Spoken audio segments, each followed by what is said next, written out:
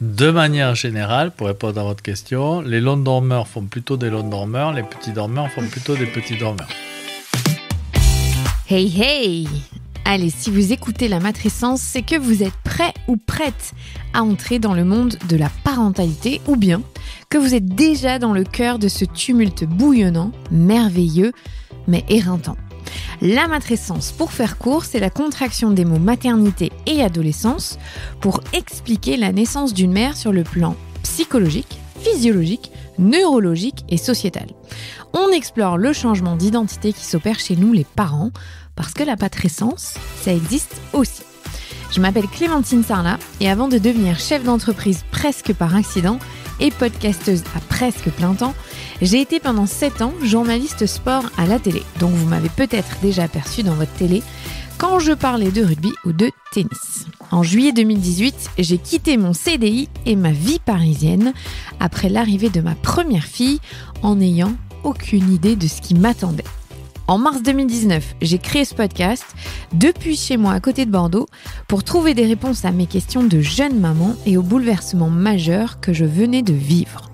3 enfants rapprochés plus tard, ce podcast, La Matrescence, se développe pour vous accompagner, vous faire rire, vous faire pleurer un peu, mais surtout pour vous faire découvrir de nouveaux horizons en tant que parent.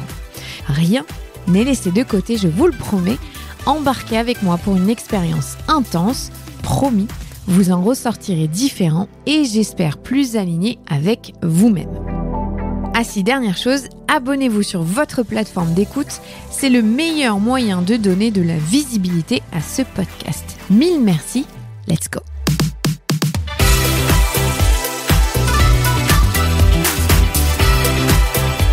Le sommeil est un sujet central des parents.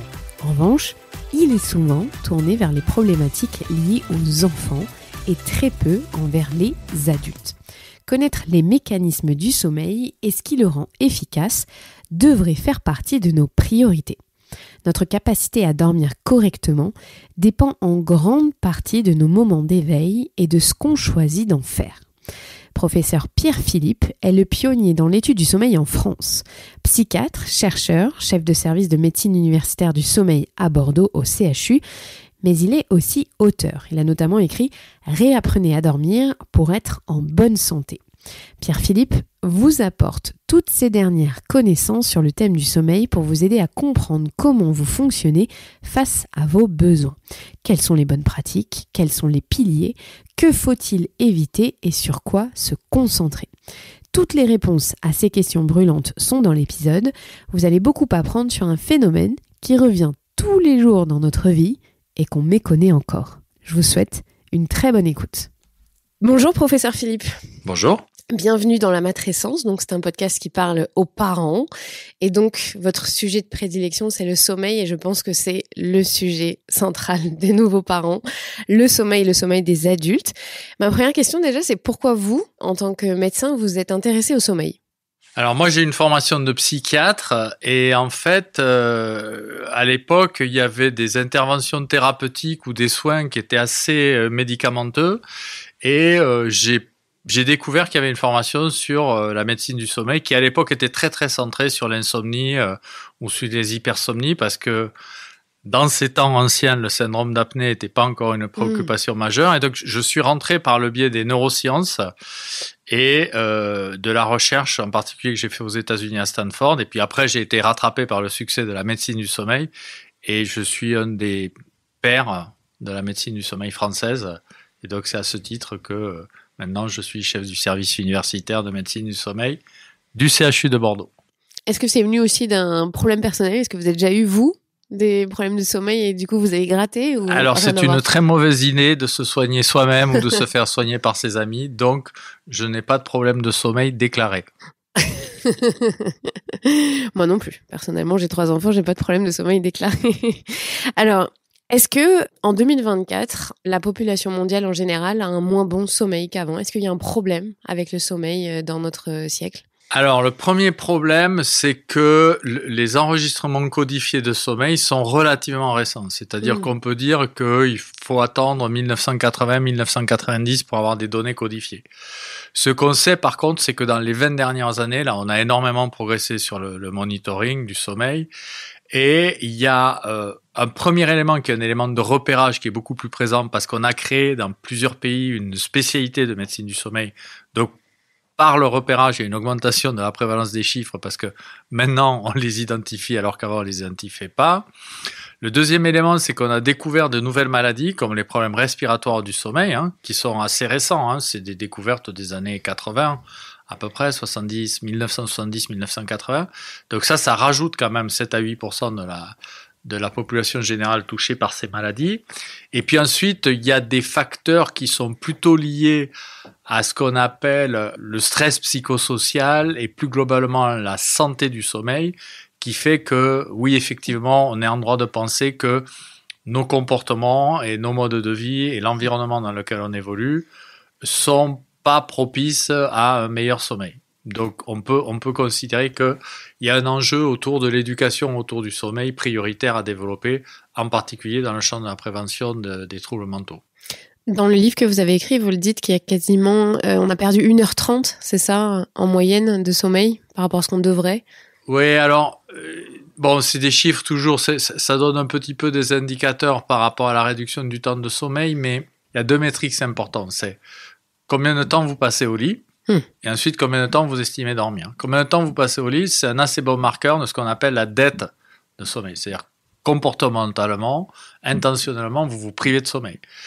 Et auparavant, on pensait que c'était une privation totale, continue, chronique. Maintenant, on est en train de montrer que c'est un peu plus compliqué que ça, en particulier avec le mécanisme du jet lag social, on en reparlera, c'est-à-dire un décalage entre la semaine et le week-end. Donc ça, c'est un mécanisme où les gens s'imposent, en fait, un déficit de sommeil. Ça conduit plutôt vers un problème de somnolence, de malfonctionnement, avec des perturbations aussi diurnes s'il y a un problème chronobiologique associé, comme dans le jet lag. Mais c'est complètement différent d'un autre pan qui est très présent, en particulier en lien avec la santé mentale, qui est « je n'arrive pas à dormir ». Et donc ça, c'est une plainte plutôt dite insomniaque. Et ça concerne beaucoup de gens sur une plainte installée, c'est-à-dire plus de 3 jours par semaine et plus de 3 mois. C'est à peu près 15 à 20% de la population générale. Si on considère une plainte de sommeil, c'est-à-dire juste « je ne suis pas content avec mon sommeil dans la semaine écoulée », le baromètre, par exemple, de Coviprev, qui est un baromètre qu'on a mis en place pendant le Covid, montre qu'il y a à peu près 60% des Français qui disaient « je ne suis pas content avec mon sommeil », quand il y en a 28% qui se trouvent anxieux et 18% qui se trouvent déprimés. Donc il y a vraiment il y a un baromètre sommeil, là, un peu comme la température avec l'échauffement climatique. Il y a une élévation du niveau de plainte qui est très probablement liée à un défaut d'éducation sur la santé du sommeil et l'hygiène du sommeil. Ça tombe bien parce qu'aujourd'hui, vous allez nous donner une petite masterclass. Vous allez nous expliquer un peu les bases du sommeil déjà. Est-ce que vous pouvez nous décrire, je pense que beaucoup de gens ne connaissent pas les phases de sommeil, à quoi ça correspond? Comment est-ce que vous en parlez d'ailleurs? Alors, avant de parler des phases du sommeil, je pense qu'il faut avoir une vision un petit peu, il faut dézoomer. Et donc, ce qu'il faut comprendre, c'est qu'en fait, la veille nourrit le sommeil et le sommeil nourrit la veille. C'est-à-dire qu'en fait, dans une période de 24 heures, on doit avoir un certain pourcentage de temps consacré au sommeil et ce pourcentage de temps, il est massivement conditionné par l'éveil. En d'autres termes, il faut avoir une durée d'éveil suffisante pour avoir atteint un seuil de pression homéostasique, on reviendra sur cette notion-là, de façon à faire une nuit continue. Donc en fait, c'est un petit peu comme s'il y avait une roue qui tournait et on remplissait et on vidait en permanence une espèce de jarre ou un vase. Et donc, en fait, il faut un certain temps pour remplir la jarre. Il faut la vider après dans un certain temps. Quand on la redresse, elle est vide et donc vous avez un maximum d'éveil. Et puis, plus vous remplissez, plus vous allez avoir sommeil. Un des effets de perturbation, c'est-à-dire de vider en milieu de journée ou de remplir au milieu de la nuit la jarre, fait que vous avez plus à avoir une continuité du sommeil. Donc, vous allez avoir des éveils intranocturnes ou des difficultés à vous endormir. Et c'est un grand pourvoyeur des plaintes de sommeil. Donc, en fait, le premier message, c'est de dire, pour avoir un bon sommeil, il faut avoir un bon éveil. Alors, ça passe par quoi, un bon éveil? Alors, ça passe par 3 choses. Premièrement, une bonne durée de sommeil. Deuxièmement, une bonne qualité de sommeil. Et troisièmement, une bonne régularité de sommeil. D'accord ? Donc, en fait, schématiquement, les gens se sont beaucoup obsédés par la durée. Alors, les gens considéraient qu'il faut tant d'heures de sommeil, c'est un message assez simple, mais en fait, ce dont on se rend compte, c'est que cette durée, elle est massivement conditionnée par l'alternance veille-sommeil. Et donc, derrière ça, en fait, le déterminant peut-être le plus important en ce moment dans nos sociétés, c'est la régularité. Et pas la régularité du coucher, contrairement à ce que nombre de journalistes peuvent dire, mais au contraire la régularité de lever. Parce qu'en fait, c'est à partir de l'heure de lever qu'on va conditionner combien d'heures on reste éveillé. Et donc de combien on augmente la pression de sommeil. Et c'est à partir d'un certain quota de pression de sommeil, à peu près 17 heures de veille pour l'adulte, qu'on atteint à un seuil où on va avoir une initiation de l'endormissement et une continuité de l'endormissement. Si vous avez moins d'heures de veille, vous pouvez quand même enclencher l'endormissement à cause de l'horloge biologique. Parce que votre horloge interne, elle va vous dire une certaine heure, réveille-toi, et une autre heure, couche-toi. D'accord ? Mais, comme le réservoir n'a pas complètement été vidé, au milieu de la nuit, vous allez vous réveiller. D'accord ? Donc, un bon sommeil, c'est vraiment la combinaison entre le bon timing de l'horloge, donc la régularité, une bonne durée d'éveil qui donc, par 24 heures, va conditionner une durée de sommeil. Donc, en gros, si vous faites 17 à 18 heures, ça vous fait 7 à 8 heures de sommeil de nuit, d'accord ? Et puis, une bonne qualité quand même, c'est-à-dire avoir un élément de couchage, des éléments thermiques, phoniques, qui sont propices à une bonne profondeur de sommeil. Voilà. Une fois qu'on a dit ça, qui couvre quand même une très grande majorité des plaintes. Après, on peut discuter des phases de l'architecture du sommeil qui vont conditionner, par exemple, la survenue du sommeil lent profond, qui est le stade de sommeil qui va permettre, par exemple, de décharger la pression hémostasique. C'est-à-dire qu'en fait, le sommeil lent profond, c'est un aspirateur à pression hémostasique. Plus vous avez été éveillé longtemps, plus votre pression a été élevée, plus votre pression a été élevée, plus la nuit suivante, vous allez faire un pourcentage élevé de sommeil lent profond. D'accord ? Donc en fait, il y a une régulation de l'architecture interne du sommeil qui est conditionnée aussi par l'éveil. C'est pour ça que c'est vraiment l'appropriation de l'alternance veille-sommeil, c'est vraiment la compréhension de ce qu'est un bon sommeil. Donc c'est une mécanique huilée qui est, on peut pas les dissocier, ces deux thèmes-là. Ça veut dire que mauvaise idée de faire une grasse mat. Alors, je fais toujours cette analogie-là, c'est vous rentrez dans une pâtisserie avec l'idée de vous acheter un éclair au chocolat. Et puis, les éclairs ont l'air vraiment, vraiment sympas. Et vous en achetez pas 2, mais peut-être 3 même, au lieu d'1. Bon. Vous n'avez pas besoin caloriquement des 3 éclairs. Bon, la grasse mat, c'est un peu pareil. D'accord ? Bon. Ça veut dire que schématiquement, vous pouvez vous laisser aller, il y a des marges d'ajustement. Vous pouvez vous donner 1 heure de plus, par exemple, et ça va aller. Si par contre, vous êtes obligé d'acheter 2 éclairs au chocolat parce que vous êtes mort de faim ou en hypoglycémie, vous vous évanouissez parce que vous n'avez pas mangé depuis 48 heures, ça c'est une très très mauvaise idée. Parce que ça veut dire que votre régulation glycémique, elle est catastrophique. Et donc, un bon principe, c'est de dire, je vais me donner un timing régulier qui va faire que petit à petit, mon corps, par exemple, va plus avoir besoin de réveil.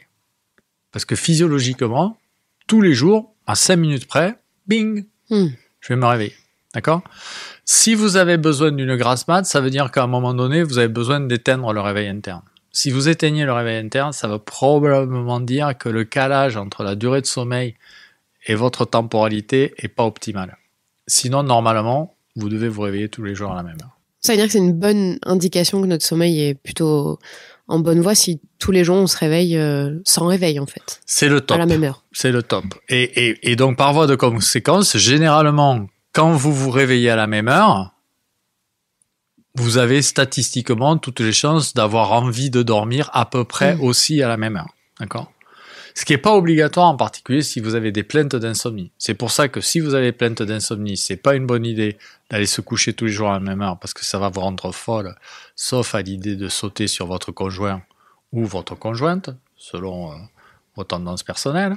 Mais naturellement, par contre, se lever tous les jours à la même heure, ça c'est un élément d'entraînement biologique relativement simple à respecter si on fait abstraction des considérations sociales, et qui par contre va avoir un effet extrêmement bénéfique sur la synchronisation de l'horloge et sur vos besoins. En fait, on s'est préoccupé de la mauvaise data, c'est-à-dire l'heure de se coucher, au lieu de se préoccuper depuis des années sur l'heure de se lever. C'est ça, faut qu'on change notre façon de voir le sommeil. En fait, on s'est beaucoup polarisé sur le besoin de sommeil et sur la nécessité de provoquer le sommeil. Or, le sommeil, il n'est provoqué que par la veille. Donc, si on ne prend pas en compte la notion de l'hygiène de veille, en fait, le sommeil, il vient pas sur commande. Si moi, je vous dis, cher ami, maintenant, faites-moi 15 minutes de sieste, vous allez me dire, mais le professeur Philippe est un malade mental. D'accord ? Alors que si je vous dis, réveillez-vous à 6 heures du matin demain, vous allez y arriver. D'accord ? Pourquoi ? Parce que vous allez pouvoir contrôler le démarrage de la veille en interrompant le sommeil. Par contre, vous n'avez pas de mécanisme d'induction du sommeil. Intentionnel, j'entends. Ok ? Pourquoi ? Parce que c'est conditionné par l'éveil. Donc, le bon message pour les gens, c'est de dire, on va déjà se concentrer sur l'éveil, et si le sommeil vient pas, c'est pas trop grave, on ajustera, parce que ça peut être lié au fait que votre horloge est un peu déréglée, ça peut être lié au fait que vous commencez à prendre de l'âge et que donc vos besoins diminuent, ça peut aussi être lié à la saisonnalité, par exemple l'été, on a en moyenne besoin d'1 heure de sommeil en moins par rapport à l'hiver, d'accord ?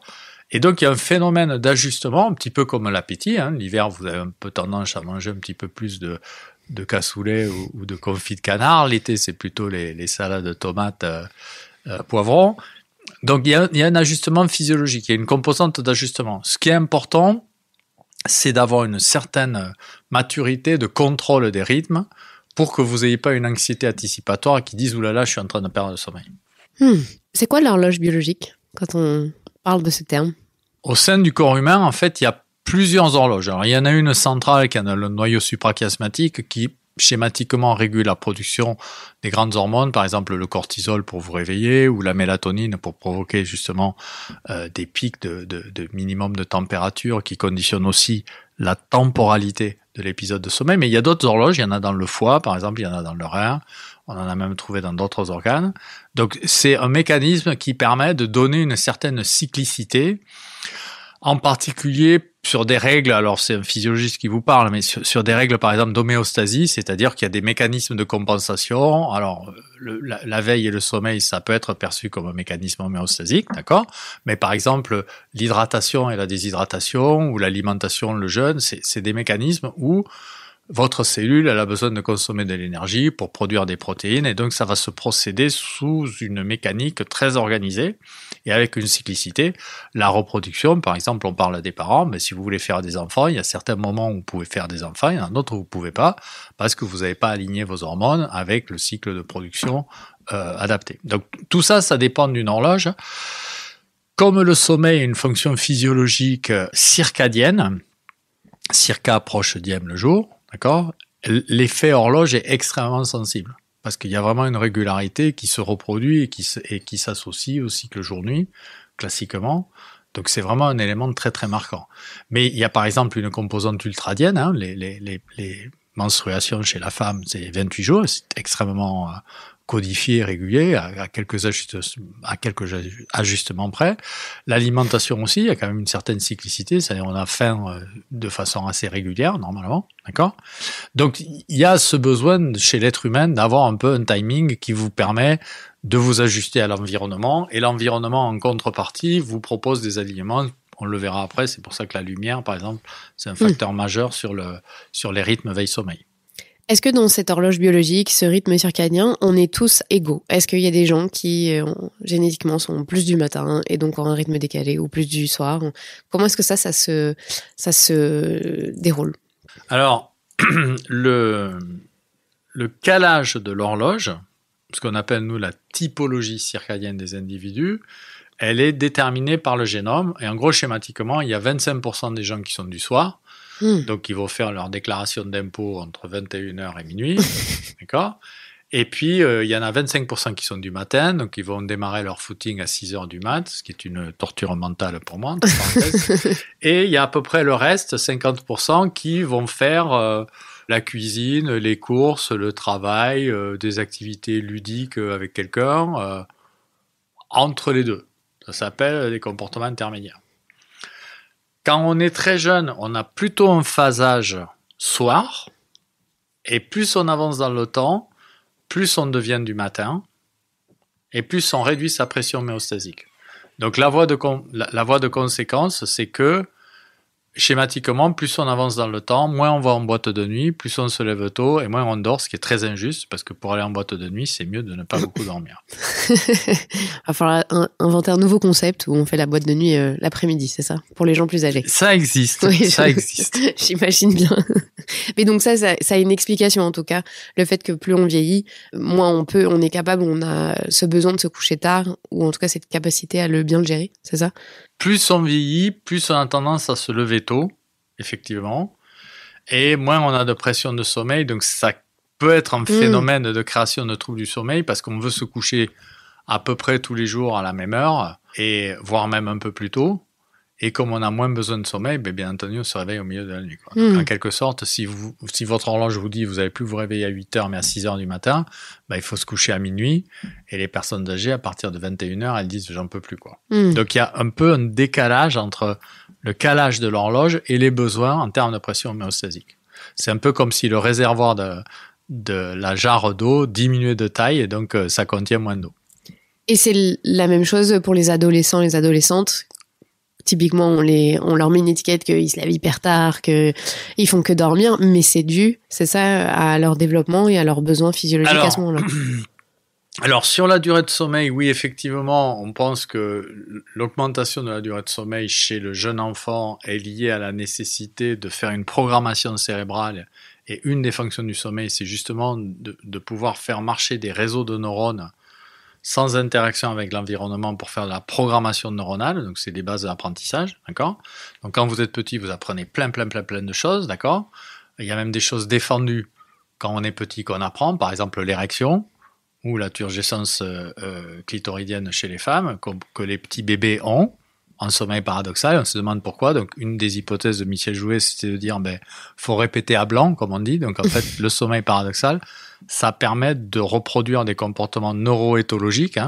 Il y a aussi des expériences où il a détruit les neurones des chats et on voit les chats se battre comme ça. En fait, ils répètent des comportements de survie, des comportements éthologiques pendant le sommeil. Donc, il y a cette fonction-là. Et puis, sur l'horloge biologique, alors au début, il y a une immaturité parce que vous le savez bien, en tant que jeune mère, les petits-enfants, ils ont tendance à dormir par plusieurs cycles quand ils sont tout petits, puis après, petit à petit, ils font 2 cycles, puis après un seul cycle, d'accord? Mais il y a aussi cette temporalité comme ça, du soir, qui est plus propice, et en particulier à l'adolescence, il y a un pic qui fait qu'il y a pas mal d'adolescents qui souffrent de ce qu'on appelle un syndrome de retard de phase, qui est aggravé par les écrans et toutes les pratiques sociales. Le pic, c'est un pic hormonal, c'est ça? Enfin, ça serait des hormones qui... Vous savez, on sait pas trop? C'est probablement un conglomérat entre des phénomènes sociaux, une mauvaise hygiène avec une exposition aux écrans, une sollicitation intellectuelle et puis quand même toujours une vulnérabilité ou une typologie assez nocturne chez les ados. Ça sert à quoi en vrai, le sommeil? Parce qu'on dit que c'est la plus grande torture. Quand on ne dort pas, c'est utilisé dans les stratégies de guerre. Donc, à quoi sert le sommeil pour notre corps? Alors, le sommeil, initialement, on pensait que c'était une production du cerveau pour le cerveau. Et donc, les premières bases de la recherche, en particulier la découverte du sommeil paradoxal par Dement à Stanford et Jouvet à Lyon, posaient un peu le principe qu'en fait, le cerveau a besoin de se structurer, de s'organiser en réseau, d'avoir des tâches qu'il doit accomplir hors de l'activation cérébrale diurne, c'est-à-dire en interaction avec l'environnement. Bon. Donc on est parti là-dessus, et puis en fait, dans les années 1990, 2000 et depuis, par la survenue de maladies, par exemple comme le syndrome d'apnée, on s'est rendu compte que en fait, le cœur, le foie, les poumons, les reins fonctionnaient de façon différente à l'état de veille et à l'état de sommeil. Et donc, quand vous basculez en sommeil, c'est l'ensemble de votre physiologie qui se transforme. Donc, par voie de conséquence, si vous vous privez de sommeil, ça vous rend pas que somnolent, mais par exemple, ça vous rend vulnérable aux infections, donc ça altère votre immunité. Ça vous rend insulino-résistant, Donc ça empêche l'entrée du glucose dans les cellules, donc ça favorise la prise de poids. Ça peut réduire la baisse de la fréquence cardiaque nocturne, donc ça va favoriser un risque hypertensif et ça va créer un stress oxydatif qui favorise l'athérome, dans le risque des maladies cardiovasculaires. Et là, on a des éléments de plus en plus consolidés qui donnent à penser que aussi le manque chronique de sommeil, objectif, peut être un élément déclencheur de pathologies anxieuses et dépressives. Parce que c'est ça, un des grands volets, vous êtes psychiatre à la base, c'est que le sommeil joue sur la santé mentale. Dans quelle mesure ça peut déclencher justement des troubles anxieux ou des problématiques liées au stress, le manque de sommeil chronique? Alors, c'est une question très compliquée. On va essayer de résumer pourquoi elle est compliquée. Alors, elle est compliquée d'abord parce que la question, c'est d'abord pourquoi on ne dort pas. Donc, par exemple, si vous avez une femme ou un mari très, très désagréable, c'est une bonne raison de créer un stress qui va vous créer des insomnies. D'accord ? Donc, le problème, c'est pas le sommeil, c'est qu'est-ce qui fait que vous dormez pas. Bon, vous pouvez aussi avoir un syndrome d'apnée, par exemple, qui va fragmenter votre sommeil la nuit. Et par exemple, on sait que les patients bipolaires, ils ont 2 fois plus de syndrome d'apnée que les patients non dépressifs. Et l'hypothèse, c'est que ça crée une inflammation centrale dans le cerveau. Et c'est cette inflammation-là qui est le mécanisme déclencheur des maladies mentales. D'accord ? Donc, il y a une composante qui est une composante. Pourquoi on n'a pas le sommeil ? Donc, ça, c'est tout l'enjeu du stress psychosocial. Donc, soit un stress agressif relationnel ou professionnel, soit aussi des stress chronobiologiques. Par exemple, le jet lag social, c'est un très bon modèle. Nous, on a publié il y a 2 ans une étude où on montre que si vous variez de plus de 2 heures vos rythmes entre la semaine et le week-end, vous avez 2,5 fois plus de chances de contracter le Covid que si vous avez une bonne régularité. Donc il y a une base, si vous voulez, biologique qui fait un lien entre la fonction restauratrice du sommeil et des déterminants de la pathologie mentale qui sont entre autres le stress oxydatif et l'inflammation de bas grade cérébrale, centrale, et d'autres composantes un peu plus compliquées, mais en fait, schématiquement, voilà.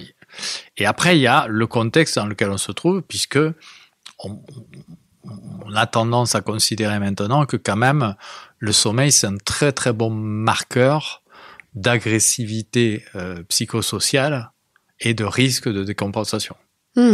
Auparavant, on avait un peu tendance à considérer que c'était une conséquence. Je suis triste ou je suis anxieux et donc par voie de conséquence, mon sommeil n'est pas bon. Maintenant, on commence à dire, si on commence à perturber le sommeil, ça nous rend assez vulnérables à la capacité à développer une anxiété ou une dépression. Donc, vous voyez, c'est une question complexe parce qu'en fait, il y a 2 points d'entrée. Il y a je dégrade mon sommeil, j'accrois mon risque de santé mentale et j'ai une santé mentale dégradée. Par voie de conséquence, j'ai une plainte insomniaque comme 90% des patients anxio-dépressifs. C'est quoi le marqueur pour dire qu'il y a un trouble de sommeil ? Qu'est-ce qui fait que quand vous avez un patient, vous dites là, le sommeil est problématique ? Il y a 2 façons de regarder le sommeil. Il y a le sommeil de nuit et le niveau d'éveil de jour. Donc, une première façon, c'est dire j'ai du mal à m'endormir, je me réveille la nuit ou je me réveille trop tôt sans me rendormir et j'ai une altération de la qualité du fonctionnement diurne. Ça, c'est la définition du trouble insomnie primaire.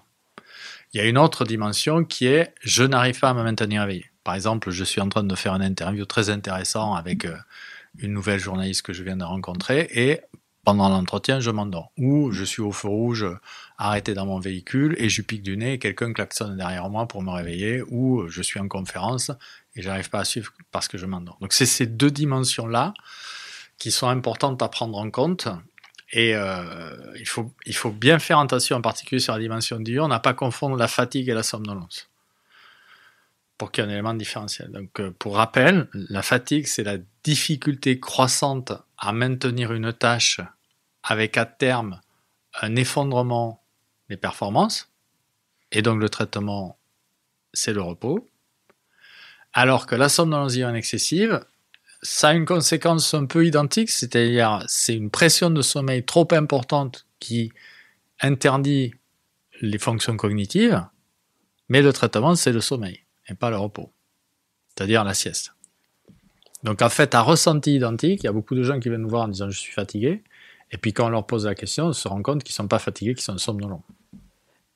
Donc en gros, vous le dites, la sieste c'est recommandé, mais pas pas dans tous les cas. C'est ça? Alors, la sieste, c'est recommandé si vous êtes très somnolent. Mais pas si vous êtes fatigué. Alors, en tout cas, si vous êtes fatigué, la sieste n'aura pas de vertu thérapeutique. Ok.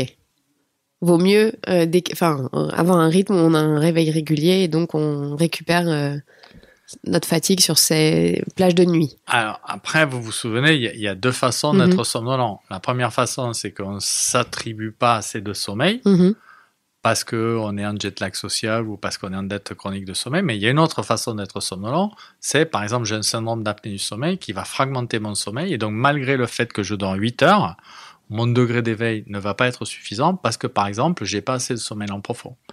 Ou je souffre d'une hypersomnie, c'est-à-dire mes neurones à orexine ont été détruits par une agression auto-immune et donc j'ai plus la capacité à produire des systèmes qui me tiennent éveillé. Et là, je peux dormir 8 heures, 10 heures, 12 heures, 14 heures. Je reste très somnolent. Donc, il y a aussi cette composante comportementale et organique sur laquelle il faut jouer pour identifier spécifiquement l'origine de la somnolence. Alors tout à l'heure, dans ma première question, je vous ai demandé de définir juste les phases de sommeil. Est-ce que vous pouvez expliquer à quoi ça sert le lent profond, le paradoxal, la phase d'endormissement, la latence? À quoi ça aide le corps à récupérer dans ces phases-là? Ok, alors bon, donc ce dont on parle là, c'est les stades de sommeil, d'accord? Donc, dans une nuit, il y a différents cycles de sommeil qui comprennent des stades de sommeil, schématiquement le sommeil lent léger, puis le sommeil lent profond, puis après le sommeil paradoxal. Et au début de la nuit, on fait beaucoup de sommeil lent profond, peu de sommeil lent léger et très peu de sommeil paradoxal. Et plus on avance dans la nuit, moins on fait de sommeil lent profond, plus on fait de sommeil paradoxal. Et le sommeil lent léger sert un peu de phase transitionnelle. Voilà. Donc, le sommeil lent profond, c'est sûr, ça sert par exemple à produire des hormones comme l'hormone de croissance pendant la nuit. Ça sert aussi à faire de l'apprentissage et activer des réseaux neuronaux. Le sommeil paradoxal, on est un peu embêté parce qu'on n'est pas encore sûr et certain de savoir ce que ça fait. Donc, une des hypothèses possibles, c'est que le sommeil paradoxal pourrait être rattaché à un apprentissage des schémas émotionnels. C'est-à-dire pas j'apprends à faire du vélo, mais je me souviens du parfum de ma première compagne ou du goût de la madeleine que me faisait ma grand-mère, vous voyez, ou de la sensation que j'ai eue quand j'ai vu que j'avais eu mon bac. Voilà. Donc, mais c'est pas complètement consolidé. La fonction du sommeil paradoxal est un peu mystérieuse. Bon. Et après, très globalement, ce qu'on sait, c'est que le sommeil lent profond et tous les mécanismes de compensation de la dette de sommeil, très probablement, ils ont un rôle très très important sur tous les mécanismes de compensation de l'inflammation, de l'immunité, mais c'est plus globalement le fait justement d'avoir du sommeil consolidé. Alors, qu'est-ce qu'on peut mettre en place, en tout cas dans la journée, pour pouvoir avoir un sommeil optimal? Vous avez parlé des écrans. Est-ce qu'il y a autre chose, la lumière du soleil? Est-ce qu'il y a la nourriture? Qu'est-ce qui fait qu'on va pouvoir s'endormir et avoir un sommeil réparateur? Bon, alors, donc la première chose, on se souvient, les 3 piliers, c'est durée, qualité, régularité. La première chose, c'est on se fixe un horaire de lever régulier, d'accord? Ça va nous donner, en particulier en vacances, la capacité de déterminer son besoin de sommeil. Par exemple, il y a énormément de gens qui ne connaissent pas leur durée de sommeil. Mon post le plus vu sur mon compte Instagram p1.philippe, c'est 1 million de vues, c'est quelle est la durée idéale de sommeil. Bon, la durée de sommeil, elle est génétiquement déterminée. En gros, on peut dire 90% de la population dort entre 7 et 9 heures. Donc déjà, se lever à heure régulière et voir à quelle heure on a sommeil, se coucher et dormir, ça permet de dire j'ai besoin de 7 heures, j'ai besoin de 8 heures, peut-être j'ai besoin de 9 heures. Donc ça, c'est un premier élément important, bien connaître son besoin de sommeil, sa durée, c'est important. Ça se fait à travers la régularité. Donc régularité égale durée. Okay. À partir du moment où on a ça, la durée, il ne faut pas qu'elle soit trop longue, parce que si on passe plus de temps au lit, on risque d'induire des éveils nocturnes, et si elle est trop courte, on se met en dette de sommeil. Okay. Donc schématiquement, je me lève à la même heure, et en gros, je me donne 17 heures d'éveil, c'est-à-dire en gros, je dors entre 7 et 9 heures. Okay. Le deuxième élément, c'est des éléments qui vont être liés à la qualité. Le troisième élément, c'est des éléments liés à la qualité du sommeil de nuit. Et là, c'est tous les éléments perturbateurs. Donc la température, la lumière, le bruit. De plus en plus, certains éléments toxiques, comme l'exposome, les particules fines, tous ces éléments-là, c'est de plus en plus identifié comme des facteurs d'agression. Et puis après, il y a tout le mécanisme du schéma de comportement au cours de la veille, c'est-à-dire prendre des réseaux sociaux, s'exposer aux écrans, avoir une vie stressante, qui sont des éléments perturbants, mais qu'on subit un peu, donc où là, la marge d'ajustement est un peu plus compliquée. C'est pour ça qu'en partant sur les principes physiologiques, ça rend notre corps plus fort, un petit peu comme quand on se muscle ou qu'on s'échauffe avant de faire du sport, ça rend notre corps plus fort, et ça nous rend moins vulnérables aux effets justement du sommeil altéré, en particulier vis-à-vis du stress psychosocial. Donc la première recommandation, ça serait ça. C'est déjà avoir une bonne hygiène de sommeil. Mais non, c'est de maîtriser surtout ce que vous dites, l'heure de lever et donc la fenêtre d'éveil durant le jour. Régularité, pour avoir la régularité, durée, qualité, les trois. Et pour avoir un sommeil de qualité, c'est ça surtout, parce que vous le disiez, les écrans, qu'est-ce qui influence la qualité du sommeil? Est-ce que le fait qu'on ait un partenaire ou une partenaire qui ronfle à côté de nous, ça peut nous perturber ou pas? Est-ce que c'est un mythe? Est-ce que le fait que la température, vous le disiez, il faut qu'elle soit basse? C'est ça, il faut pas qu'il fasse trop chaud? C'est quoi tous les petits éléments qu'on peut faire, ou mettre en place en tout cas, pour optimiser au mieux? Alors, prenons-le sous l'angle de la chambre à coucher. Le premier élément de la qualité du sommeil, c'est déjà de n'y aller que pour deux choses, à savoir dormir et crac-crac. Très important, parce qu'en fait, c'est sérieux.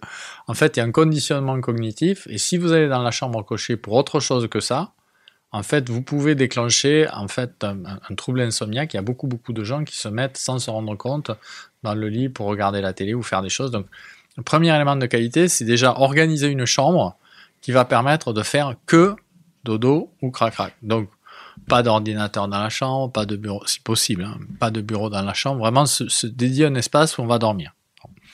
Le deuxième élément, comme vous l'avez dit, c'est la température. Donc, idéalement, 17 degrés. Ouf. Alors, 17 degrés, mais possiblement avec une couette ou une couverture lestée. Ce qui va faire qu'en fait, quand vous allez aller dans le lit, vous allez avoir une déperdition calorique très importante des extrémités, les mains, les pieds, le nez, les oreilles. Et cette perte calorique, en fait, c'est comme si elle agissait sur un petit bouton et qu'elle vous faisait switcher pour basculer dans l'endormissement. Ok ? Donc ça, c'est un élément extrêmement important. C'est pour ça qu'il y a un célèbre article publié dans Nature qui dit « Warm feet promote sleep », les pieds chauds permettent l'endormissement. En fait, il y a certaines femmes qui dorment avec des chaussettes, et ben ça fait radiateur, en fait ça vasodilate vos extrémités, donc vous perdez de la chaleur, et c'est ça qui favorise l'endormissement. Il y a d'autres femmes par contre qui ont plutôt tendance à faire de la rétention thermique et avoir des pieds très froids, et souvent c'est le conflit majeur familial, c'est quand on met les pieds sous les pieds de son conjoint qui dit « Ah, t'as les pieds froids », ben en fait c'est une façon de réchauffer ses pieds et de favoriser son endormissement. D'accord ? Donc, il y a la température globale plutôt basse, et puis il y a les extrémités où il faut réduire permettre la bascule thermique au moment de l'endormissement. Après, il y a un autre élément qui est très important, c'est la lumière. Et donc, sur la lumière en particulier, vous savez qu'on a basculé de lampes traditionnelles à lampes à LED, et donc il faut être très très vigilant, avoir des lampes colorées, jaune dans sa chambre à coucher, parce que souvent on ne fait pas attention, on met des LED blanches, et les LED blanches c'est très très puissant, c'est très éveillant. Donc par exemple, si je veux lire un livre, vaut mieux que je le lise en bas dans le salon que dans mon lit? Sûr. Ok. Sûr et certain. D'accord. Voilà. Donc lumière, d'accord, et donc idéalement la chambre il faut qu'elle soit dans l'obscurité complète. D'accord. Autre phénomène, le bruit. Alors là, ça dépend beaucoup des variabilités interindividuelles aussi, bien sûr, mais le bruit, c'est un élément hyper important, et en particulier chez les gens qui ont une sensibilité cognitive élevée. Il y a des gens qui entendent tous les bruits la nuit.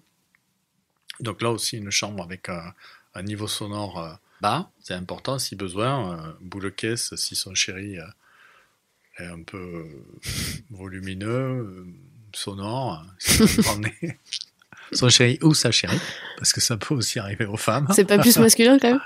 Alors, effectivement, il y a 40% des hommes qui ronflent, il y a 60% des hommes qui ronflent après 40 ans.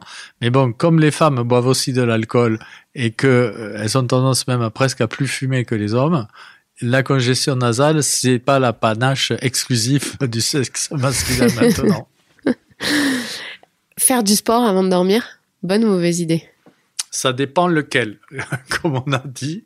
Donc, crac, excellente idée. Okay. Il y a des publications qui montrent que c'est un inducteur de l'endormissement.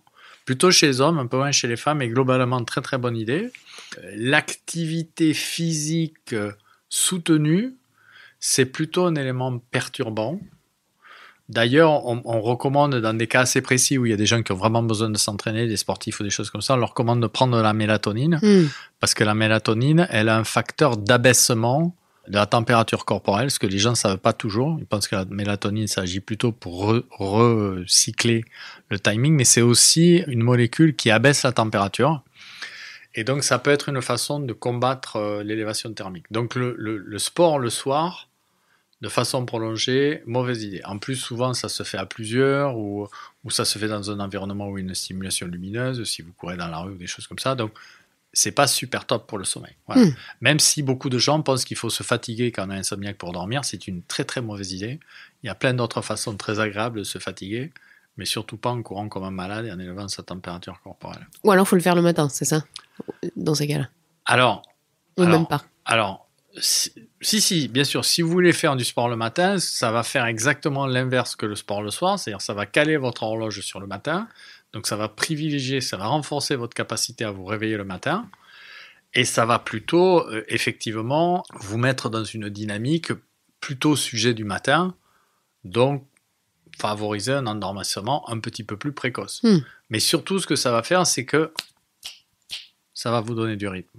Un des messages que vous pouvez délivrer à vos auditeurs, c'est que le sommeil, c'est la régularité et du rythme. Plus vous faites de la régularité, tout ce que vous faites, si vous le positionnez aux mêmes heures, hein, il y a des échelles, là, je suis en train de beaucoup travailler là-dessus, mais il y a des échelles assez marrantes sur à quelle heure vous réveillez, à quelle heure vous avez le premier contact social, à quelle heure vous arrivez au travail, et c'est des déterminants de santé mentale incroyables. Le fait qu'on soit tout le temps dans de la régularité, qu'on ait un rythme, qu'on soit cyclique, ouais. Donc ça fait que le corps assimile qu'on est dans quelque chose de régulier et il aime ça. Oui. Dans votre cas, ça serait à partir de quel âge auquel l'enfant peut avoir un sommeil monophasique? C'est pas mon cas, hein. Malheureusement, c'est la physiologie humaine. Donc en gros, schématiquement, à partir de 1 an et demi, on commence à avoir un sommeil nocturne installé, avec un besoin d'une sieste, d'accord? Ça peut durer jusqu'à 2-3 ans, mais en fait, schématiquement, de 0 à 6 mois, on est encore dans un schéma polyphasique, d'accord? Qui d'ailleurs s'installe assez rapidement, hein, parce qu'il y a énormément de parents qui nous disent « Moi, j'ai pas de problème avec mes enfants, parce que on les met au lit, s'ils se réveillent, ils sont dans un climat non anxiogène, ils se réveillent et puis ils se rendorment. » Mais donc, avant 6 mois, c'est logique qu'ils aient un sommeil polyphasique. Après, jusqu'à 1 an et demi, jusqu'à 3 ans à peu près. Jusqu'à 1 an, on peut dire que de toute façon, ils vont avoir des épisodes de sommeil dans la journée sans problème. Donc, il sera polyphasique. Par contre, ils ont la sieste. Oui. La nuit, on va se concentrer sur la nuit. De 0 à 3 mois, la nuit au début, c'est le grand casino. Donc au début, le premier mois, ils vont se réveiller 4 fois la nuit, d'accord? Puis après, ils vont se réveiller, il va y avoir deux épisodes ou 3 épisodes, puis après, et là, à 1 an, normalement, on peut espérer avoir un épisode, d'accord? Mais il y aura toujours un épisode le jour. Oui, il y a la sieste, c'est ça que vous dites. Voilà. Et après, jusqu'à 3 ans, et après, à partir de 3 ans, voire 5 ans, on peut dire, on supprime l'épisode de jour. Le moins il y a de sommeil de jour, le plus le sommeil de nuit est consolidé.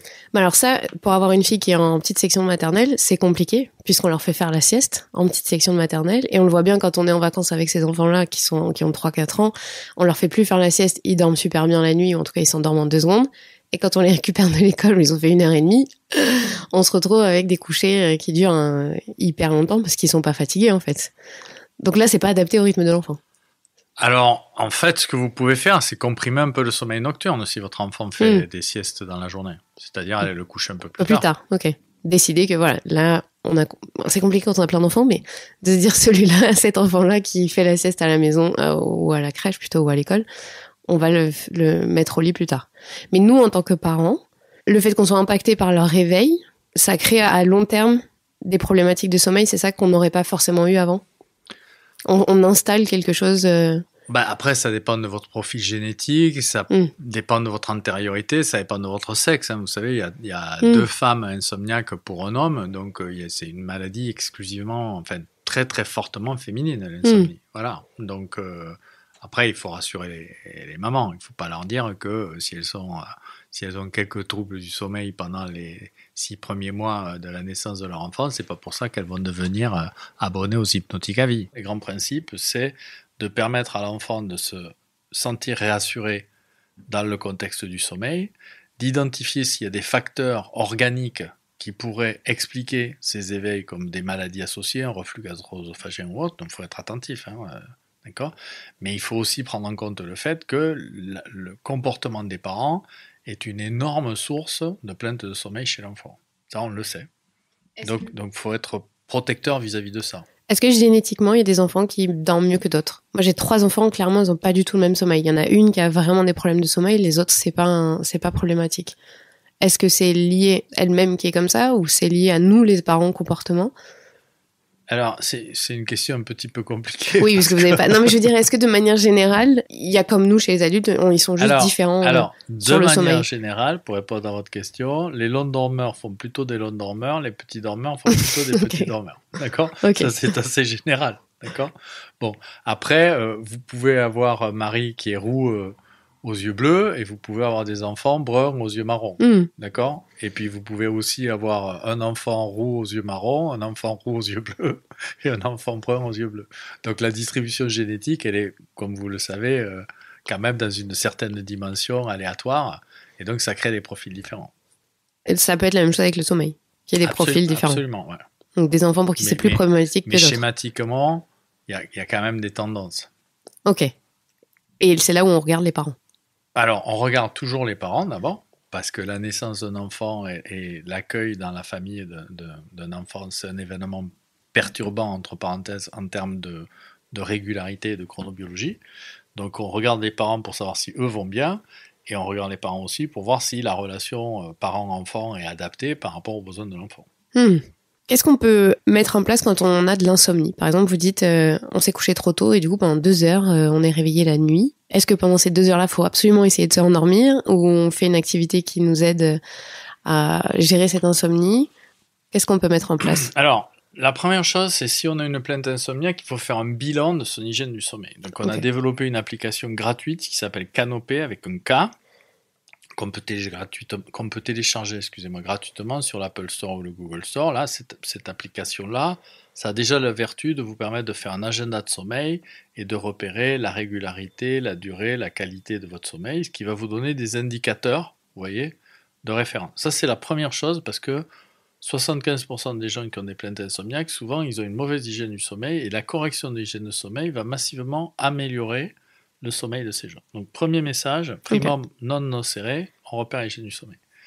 Après, le deuxième élément, c'est bien entendu éliminer des causes qui peuvent rendre compte de l'insomnie. Vous venez de divorcer, vous avez perdu un être cher, vous avez été licencié, vous pouvez avoir des facteurs de risque qui vont provoquer une insomnie par le biais d'un trouble psychiatrique. Donc il faut éliminer la présence d'un trouble psychiatrique. Troisième élément, tous les facteurs qui vont perturber votre sommeil, c'est-à-dire bouger les jambes la nuit, avoir des agitations des membres, par exemple un syndrome des jambes sans repos, ronfler, s'arrêter de respirer, c'est des éléments qui peuvent perturber significativement le sommeil. Donc ça, c'est aussi un élément à repérer. Les centres de sommeil comme le mien, ça sert à ça. C'est de dire, est-ce que par hasard, vous n'auriez pas une maladie ? Et donc on vous enregistre, on vous colle plein d'électrodes sur la tête, sur la poitrine, et on regarde comment vous respirez, comment vous dormez. Et à partir de là, on fait des diagnostics de maladies organiques du sommeil, après avoir éliminé les causes psychiatriques. Et après, si tout ça est au vert, s'il n'y a pas ces problèmes-là, ça peut être une insomnie donc primaire, qui est une insomnie qui est développée, c'est une maladie en propre, d'accord, sur lequel là, des thérapies cognitivo-comportementales peuvent aider. Alors, dans Canopé, on a mis en place des thérapies autonomes informatiques qui jouent plutôt sur les schémas de veille-sommeil, sur la régularité et le temps passé au lit, sur lequel on a une efficacité assez remarquable. On peut faire gagner 1 heure de sommeil ressenti pour les gens. Et puis si ça ne suffit pas, s'il y a des enjeux cognitifs ou un besoin d'accompagnement associé, on peut aussi venir nous consulter dans les centres de sommeil en sachant que c'est un peu plus compliqué, un peu plus long, mais les centres de sommeil sont habilités à prendre en charge l'insomnie. Et par exemple, on parlait là des parents, on est réveillé une fois par un enfant qui a eu ses dents et on n'arrive pas à se rendormir. Ça, pour vous, c'est un signe d'insomnie ou normalement on est censé pouvoir se rendormir quand il y a eu un micro-réveil? Voilà, c'est comme si vous disiez un jour j'ai moins soif, est-ce que c'est anormal? Ben non. Si c'est chaque fois qu'il y a des micro-réveils, qu'on est perturbé, que ce soit le ronflement de notre conjoint ou une sirène qui nous réveille en permanence, qu'on n'arrive pas à je sais pas comment dire. Vous avez cette sensation des fois, on a l'impression qu'on n'a pas dormi, qu'on a somnolé en permanence. Est-ce que ça, c'est considéré de l'insomnie? Est-ce que c'est un trouble du sommeil? Alors, l'insomnie, c'est j'arrive pas à m'endormir, je me réveille la nuit, ou alors je me réveille trop tôt sans pouvoir me rendormir. Ok. D'accord? Bon. Après, ce que vous décrivez là, c'est ce qu'on peut appeler l'hyper-éveil. C'est-à-dire, il y a des gens qui entendent tous les bruits, il y a des gens qui ont l'impression qu'ils n'ont pas eu un sommeil assez profond, ou qu'ils ont été éveillés au cours de la nuit. Ça rentre dans la catégorie des plaintes de sommeil. Ok. Donc, si ça devient invalidant, ça impacte votre fonctionnement, si vous êtes fatigué, ça peut être un élément important à prendre en charge. Et donc, c'est vraiment, il y a une différence entre les plaintes de sommeil, donc c'est tout ce qui est autre que l'insomnie? Non, les plaintes de sommeil, c'est les mêmes plaintes que l'insomnie, mais c'est moins fréquent. C'est pas installé 3 nuits par semaine depuis 3 mois. Ça n'a pas le même impact diurne, d'accord? Donc, c'est un élément, si vous voulez, premier par rapport au développement chronique d'une maladie. Donc, le sommeil, c'est un enjeu capital. Il faut avoir de l'éducation autour de ça. Vous trouvez qu'aujourd'hui, on arrive à faire passer des messages un peu plus forts à la population où il reste encore beaucoup de chemin à faire? Alors, vous savez, Rome ne sait pas faire d'un jour. Donc, je pense que le fait qu'on se retrouve cet après-midi pour faire cet enregistrement-là prouve qu'il y a une sensibilisation des pouvoirs publics et puis des réseaux sociaux, des médias. Ce qui est certain, c'est que dans la prise en compte par les pouvoirs publics, on a bien traité l'enjeu de l'activité physique, on a bien traité l'enjeu nutritionnel, on est en retard sur les enjeux de promotion de la santé liée au sommeil. Donc là, s'il y a vraiment un combat à mener, c'est vraiment cette promotion de la santé liée au sommeil. Pourquoi? Parce qu'on voit que ça profite à la cardiologie, au métabolisme, à la psychiatrie, à l'infectiologie. Donc c'est vraiment tout gagnant. Développer ça, bouger, manger, dormir, qui est le cycle de la journée du sommeil qui va avoir lieu dans une semaine, c'est un assez bon résumé de comment cette fonction physiologique elle est aussi importante que, par exemple, l'alimentation. Bon.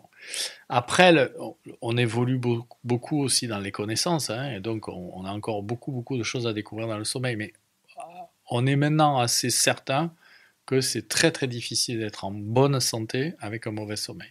Ok. Donc je pense que c'est le message à retenir. Si vous voulez être en bonne santé, il faut vous débrouiller pour avoir un bon sommeil. Et si vous n'y arrivez pas tout seul, n'hésitez pas à aller voir des spécialistes. Merci beaucoup, professeur. C'était passionnant. Merci à vous. J'espère qu'il y aura d'autres avancées, que vous aurez d'autres découvertes, ce que vous disiez, qu'on ne sait pas encore le sommeil paradoxal, par exemple. J'imagine qu'il y a plein de champs de recherche qui arrivent. Et puis il y a plein de champs de recherche thérapeutiques aussi. On va avoir de plus en plus de compréhension des mécanismes d'action pour développer de nouvelles molécules, voire traiter les maladies. Par exemple, il y a des recherches pour traiter médicalement, avec des médicaments, le syndrome d'apnée du sommeil. Il y a de nouvelles drogues éveillantes aussi extraordinaires qui sont en train d'arriver là sur le marché, ou en phase d'essai. Donc le sommeil est un champ extrêmement prometteur. Merci beaucoup. Merci à vous. Vous venez d'écouter un nouvel épisode de la Matrescence. Merci infiniment pour votre soutien. Si vous voulez découvrir de nouvelles pépites, n'hésitez pas à aller sur le site www.lamatrescence.fr. Vous pouvez également vous abonner à la newsletter qui sort tous les vendredis. Rendez-vous également sur le site pour pouvoir vous inscrire. Ensuite, vous devez vous abonner sur votre plateforme d'écoute pour pouvoir recevoir les notifications. C'est ce qui fait grandir ce podcast. Merci infiniment et continuez de partager ce savoir autour de vous. Je sais que c'est comme ça que beaucoup des auditrices et des auditeurs ont découvert ce podcast. Alors un grand merci. Prenez soin de vous. À la semaine prochaine.